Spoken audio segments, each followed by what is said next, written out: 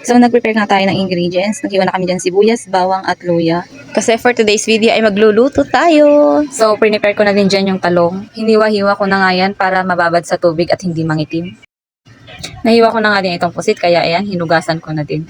So, kailangan na natin itong hugasang maigi para mawala yung mga nasa loob at hindi siya malansa lutuin.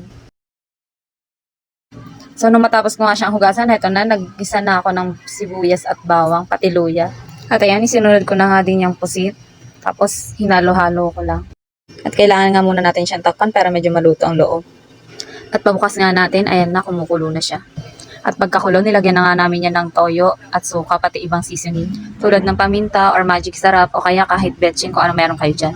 So ayan, hinintay ko nga lang siya talagang kumulo para ilagay na ang gata. O diba, mukha na siyang masarap. Alam ko natatakam na kayo pero hindi pa to tapos lutuin. Naglagay na nga din ako dyan ng tubig para naman hindi puro gata yung matikman natin sa bawang. At syempre, nilalagay na din natin yung talong at hintayin na lang natin siyang kumulo tapos lumambot. So ayan, luto na ang ating adobong pusit sa gata with talong. Sana nakaabot po kayo dito. See you on my next video. Thank you for watching.